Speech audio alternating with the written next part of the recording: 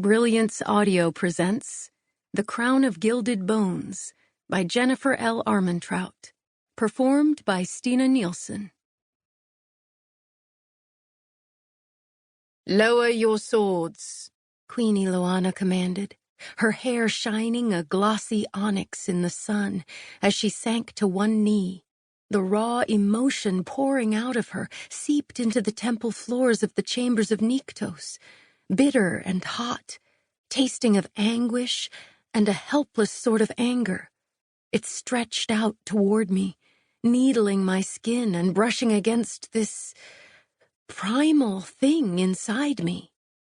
"And bow before the last descendant of the most ancient ones, she who carries the blood of the King of Gods within her.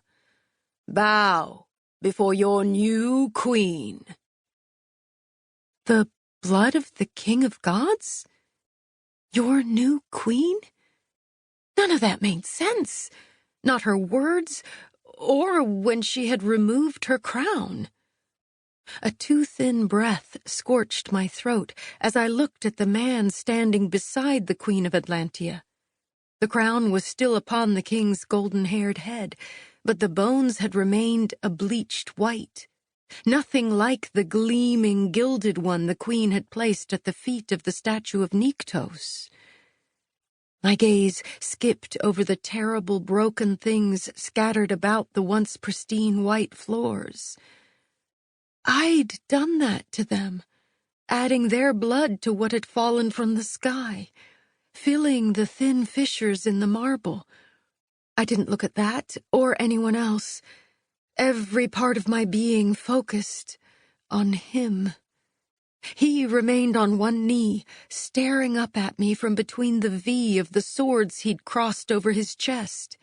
His damp hair, blue-black in the Atlantean sunlight, curled against the sandy-hued skin of his forehead. Red streaked those high, angular cheekbones, the proud curve of his jaw, and ran down lips that had once shattered my heart. Lips that had pieced those broken shards back together with the truth. Bright, golden eyes locked with mine, and even bowed before me, so motionless I wasn't sure he breathed. He still reminded me of one of the wild and strikingly beautiful cave cats I'd once seen, caged in Queen Ileana's palace as a child. He had been many things to me.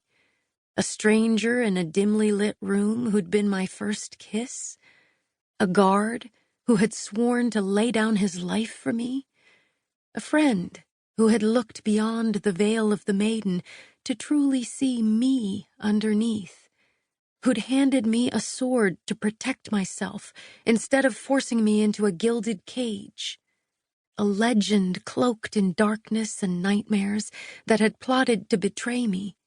A prince of a kingdom believed to have been lost to time and war, who had suffered unimaginable horrors, and yet managed to find the pieces of who he used to be. A brother who would do anything, commit any deed to save his family, his people. A man who bared his soul and stripped open his heart to me, and only me. My first, my guard, my friend, my betrayer, my partner, my husband, my heartmate, my everything. Casteel Danir bowed before me and stared up at me as if I were the only person in the entire kingdom. I didn't need to concentrate like before to know what he was feeling. Everything he felt was wide open to me. His emotions were a kaleidoscope of ever-shifting tastes, cool and tart, heavy and spicy, and sweet, like chocolate-dipped berries.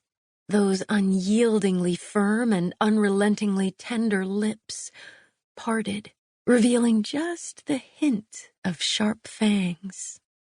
"My queen," he breathed,